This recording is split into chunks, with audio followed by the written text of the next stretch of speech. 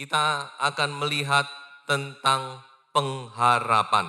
Di dalam 1 Petrus pasal 1 ayat yang ketiga, terpujilah Allah dan Bapa Tuhan kita Yesus Kristus, yang karena rahmat-Nya yang besar telah melahirkan kita kembali oleh kebangkitan Yesus Kristus dari antara orang mati kepada suatu hidup yang penuh pengharapan. Puji Tuhan, haleluya. Ada satu hal yang membedakan orang yang beriman dengan orang yang tidak beriman. Orang yang percaya kepada Yesus dengan orang yang tidak percaya kepada Yesus, yaitu pengharapan. Mengapa demikian, saudara?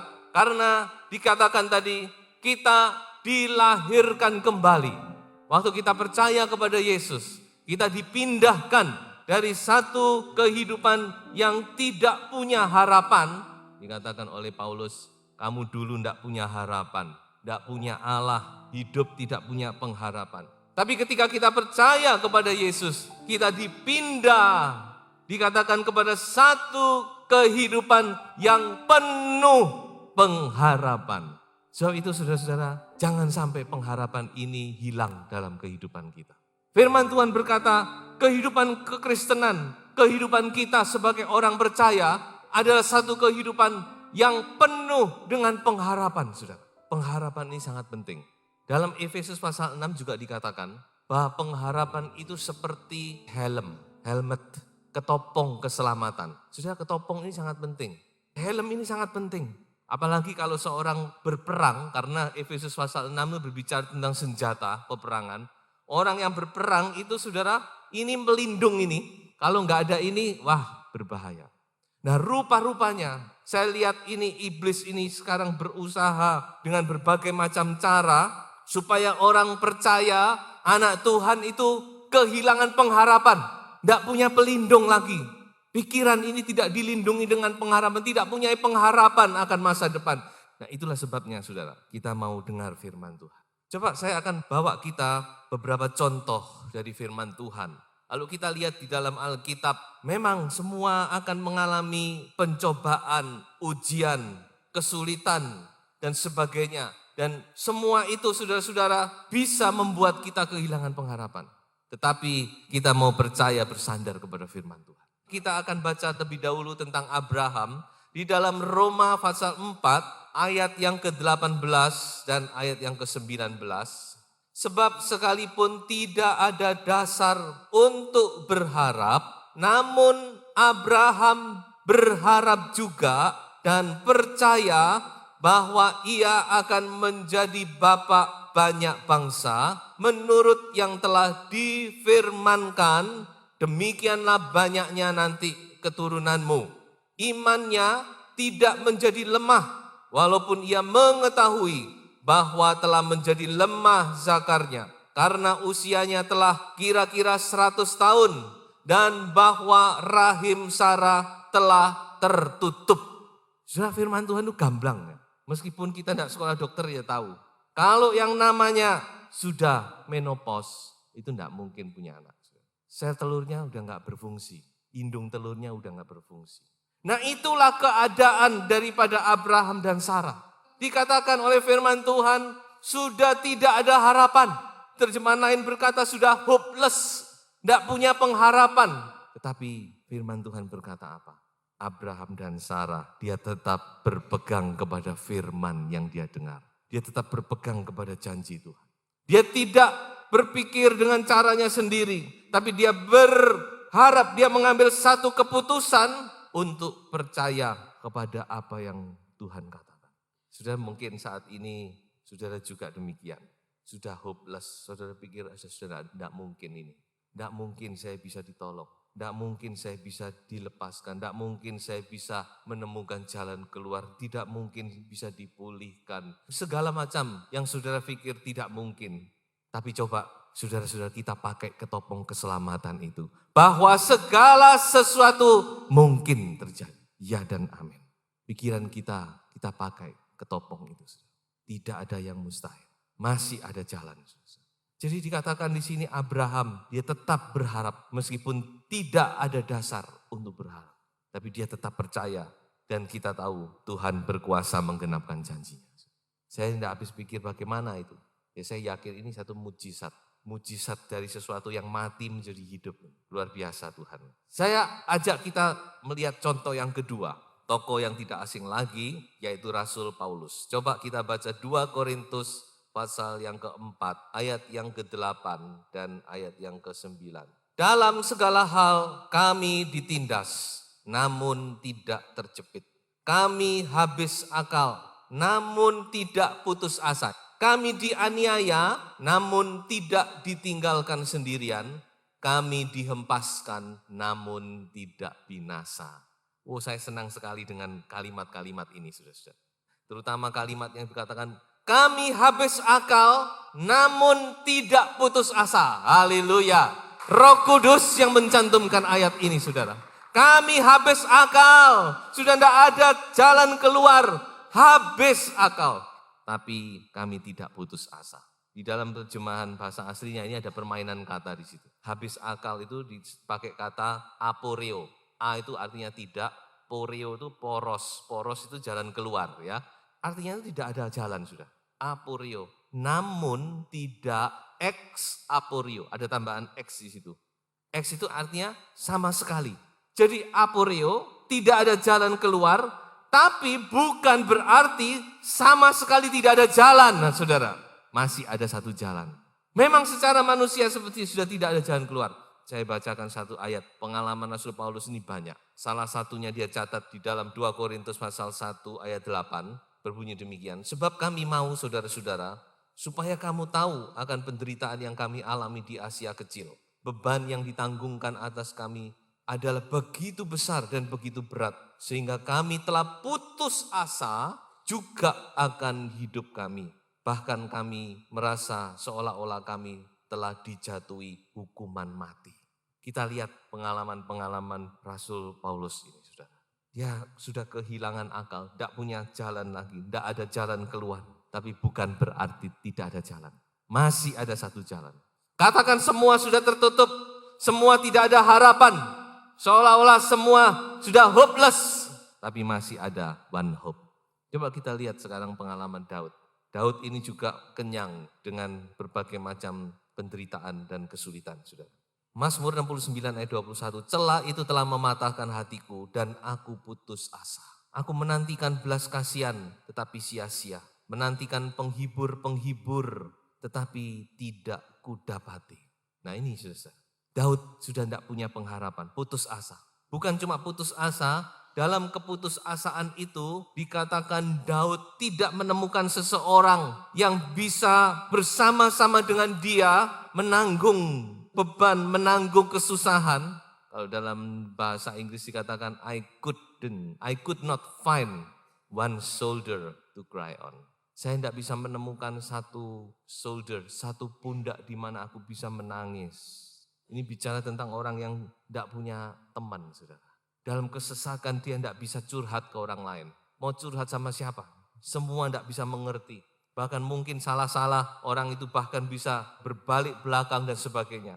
Tetapi apa yang Daud katakan? Ya, kalau saudara kembali kepada Mazmur 69, di dalam ayat 14 dikatakan, tetapi aku berdoa kepadamu ya Tuhan. Kemudian ayat 34, sebab Tuhan mendengarkan doa orang-orang miskin.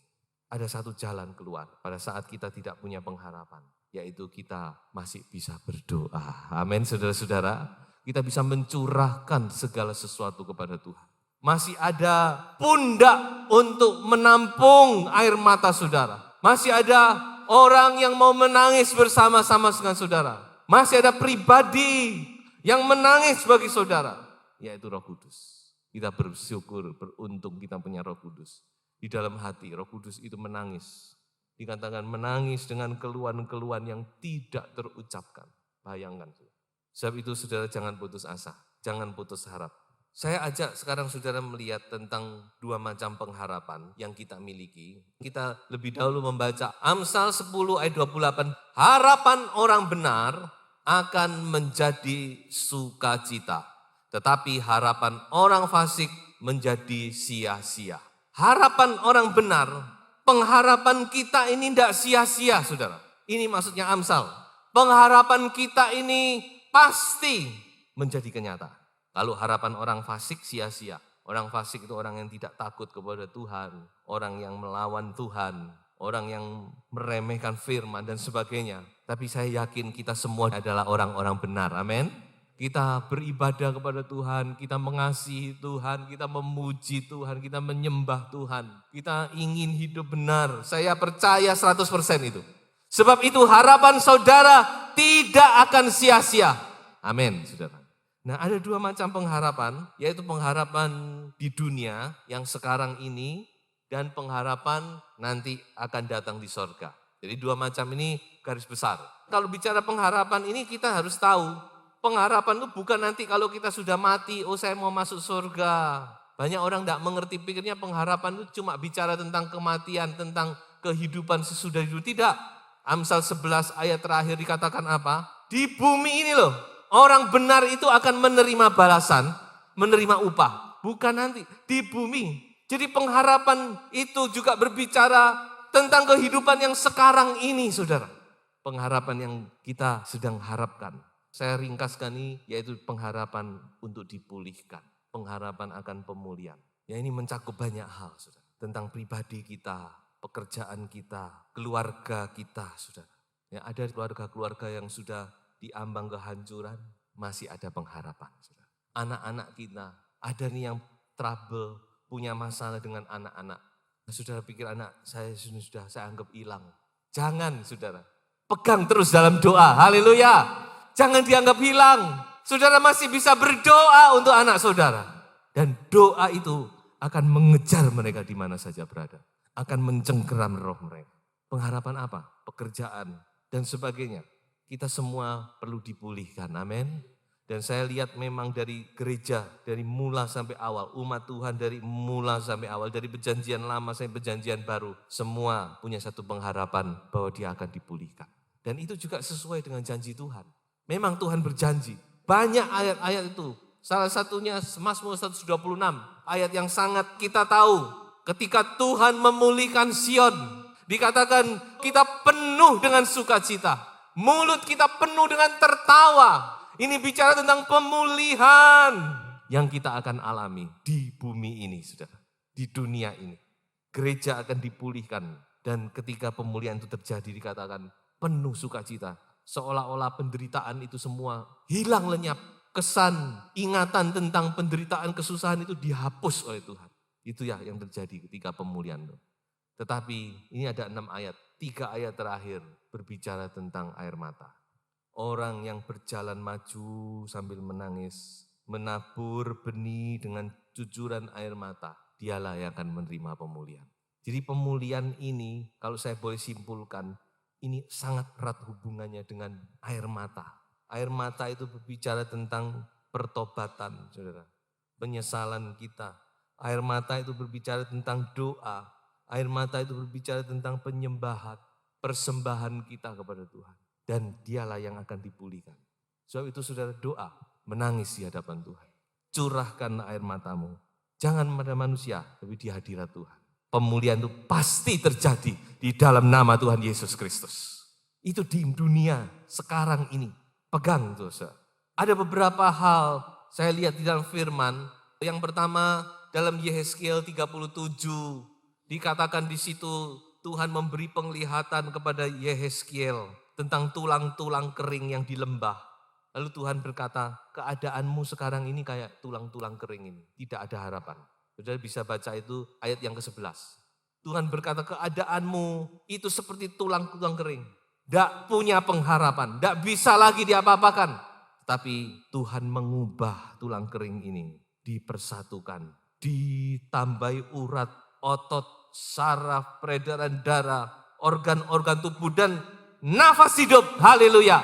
Dan tulang-tulang kering ini menjadi tentara yang besar, yang luar biasa. Haleluya, inilah gereja Tuhan di akhir zaman, saudara. Mungkin kita lihat sekarang kok begini, jangan lihat sekarang. Saudara harus lihat ke depan. Tuhan sedang mengerjakan perkara-perkara yang luar biasa. Di dalam Hosea pasal 2 ayat 14. bicara tentang pemulihan.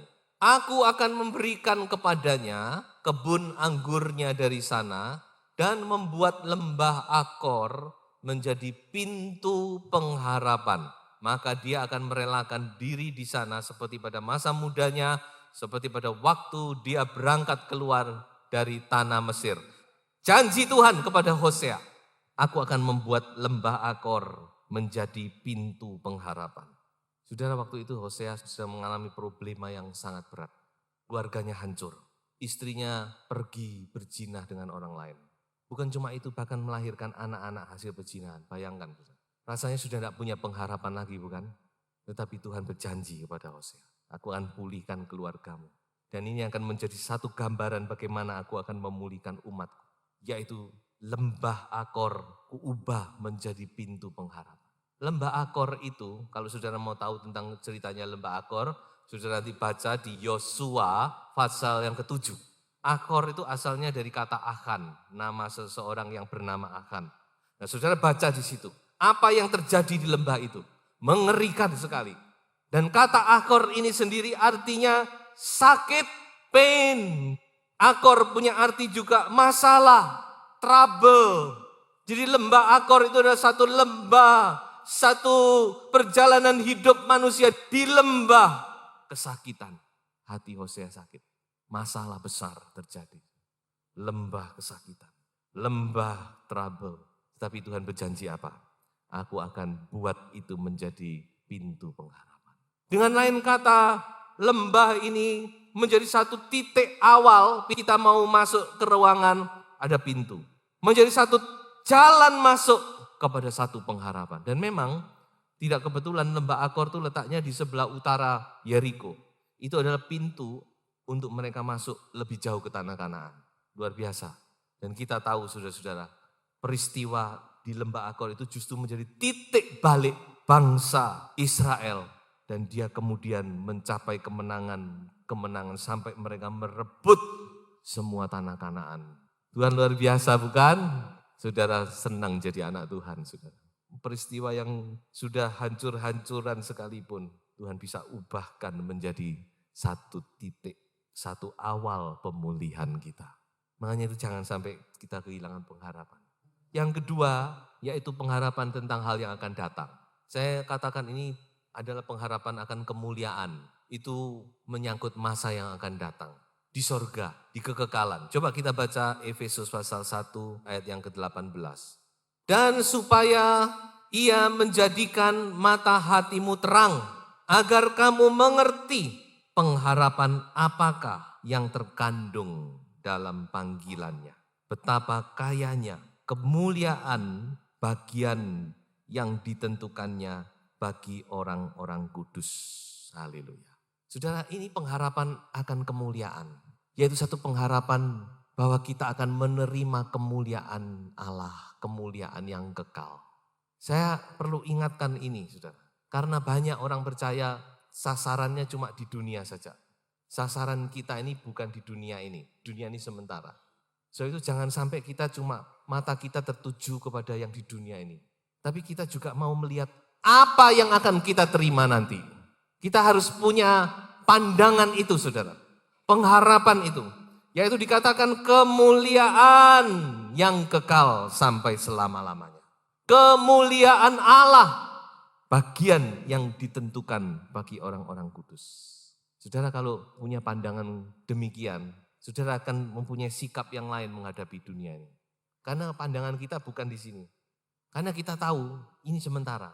Sama seperti kita pergi ngelencer, pergi pesiar. Kita tahu bahwa setelah berapa hari kita tinggalkan, kita kembali ke rumah kita. Nah saudara-saudara demikian juga kita harus punya pengharapan kepada yang kekal ini saudara-saudara. Maka kita akan tabah menghadapi segala yang di dunia. Seperti yang dikatakan di dalam Roma pasal 5 mulai ayat 1 sampai ayat yang kelima. Bertahan, tahan uji. Dalam ayat 2 dikatakan dalam kasih karunia ini kita berdiri dan kita bermegah dalam pengharapan akan menerima kemuliaan Allah. Inilah yang membuat Paulus bisa bertahan. Mengapa dia bisa bertahan, tekun, sabar, menghadapi segala sesuatu. Bukan cuma karena dia punya pengharapan di dunia, tapi terlebih dia melihat pengharapan akan kemuliaan itu saudara, yang Tuhan janjikan. Sebab itu kita harus bertahan juga. Karena kita tahu pengharapan itu tidak akan mengecewakan. Bertahan itu tidak mudah, tapi Tuhan kalau menyuruh kita bertahan itu tidak sia-sia. Ada sesuatu yang Tuhan berikan untuk kita bertahan dalam dunia ini. Coba saya ajak kita membaca saja 2 ayat ini. Di dalam Roma pasal 15 ayat yang keempat. Sebab segala sesuatu yang ditulis dahulu telah ditulis untuk menjadi pelajaran bagi kita, supaya kita teguh berpegang pada pengharapan oleh ketekunan dan penghiburan dari kitab suci. Jadi pertama-tama Tuhan berikan firman. Firman Tuhan itu memberi kekuatan. Saat kita lemah, firman Tuhan datang. Ketekunan, penghiburan dari kitab suci. Lalu hal yang kedua yang Tuhan berikan, ayat yang ke-13, masih di pasal 15, ayat yang ke-13, semoga Allah sumber pengharapan memenuhi kamu dengan segala sukacita dan damai sejahtera dalam iman kamu, supaya oleh kekuatan Roh Kudus kamu berlimpah-limpah dalam pengharapan. Yang kedua, Roh Kudus. Sudah kuat kita. Seperti Musa ditopang Harun dan Hur. Kita ditopang oleh firman dan Roh Kudus. Kita bisa bertahan. Dikatakan Allah sumber pengharapan. God of hope. Allah kita adalah Allah sumber segala pengharapan. Makanya dia pasti menopang kita.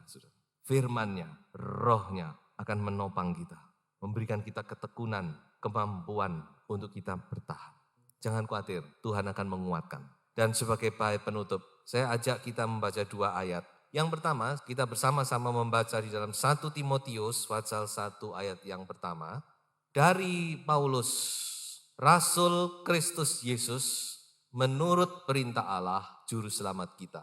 Dan Kristus Yesus, dasar pengharapan kita. Nah ini, dasar pengharapan kita yaitu Yesus Kristus sendiri.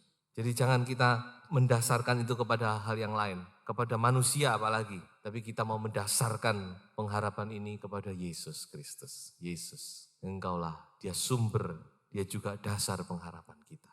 Dan yang kedua ini ayat yang sangat indah. Di dalam Ibrani pasal 6 ayat 19 dan ayat yang ke-20.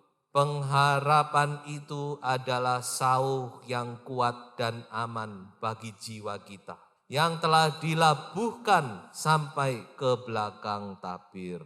Ayat 20, di mana Yesus telah masuk sebagai perintis bagi kita. Ketika ia menurut peraturan Melkisedek menjadi imam besar sampai selama-lamanya. Ini luar biasa. Penulis Ibrani itu berkata apa? Pengharapan ini seperti sauh, seperti jangkar. Kita semua tahu ya, kalau perahu itu mau berlabuh, jangkarnya dilempar dulu, baru perahu itu merapat. Ini jangkar ini satu hal yang penting. Penulis Ibrani ini berkata bahwa pengharapan itu seperti sauh, seperti jangkar. Nah, kemana jangkar ini kita labuhkan? Kemana kita lempar jangkar ini? Tadi sudah kita baca bahwa Yesus Kristuslah dasar daripada pengharapan. Jadi pengharapan kita ini kita lempar terus masuk ke ruang Maha Kudus yang ada di sorga. Di mana Kristus duduk di sebelah kanan tahta Allah Bapa. Disitulah jangkar itu kita lempar. Makanya pengharapan kita ini dikatakan aman, kuat, bisa diandalkan, kuat, kokoh. Sandarkan pengharapanmu kepada Yesus Kristus. Yesuslah yang menjadi sandaran kita. Dalam bahasa Indonesia sehari-hari bunyi demikian, harapan kita itu seperti jangkar yang tertanam sangat dalam dan merupakan pegangan yang kuat dan aman bagi hidup kita. Harapan itu menembus gorden ruang maha suci di rumah Tuhan di sorga. Haleluya. Puji Tuhan saudara. Jangan sampai hilang pengharapan. Saya tidak tahu keadaanmu, tapi roh Tuhan tahu. Saya tidak tahu apa ada di antara saudara yang sudah tidak punya pengharapan lagi. Kehilangan pengharapan dalam hidupmu. Masih ada satu cara, masih ada satu jalan keluar. Masih ada satu pribadi yang bisa memberikan pertolongan. Yesus Kristus. Sebab itu saudara harapkan. Lempar jangkar itu jauh-jauh ke hadirat Tuhan. Dia mau menolong saudara. Haleluya.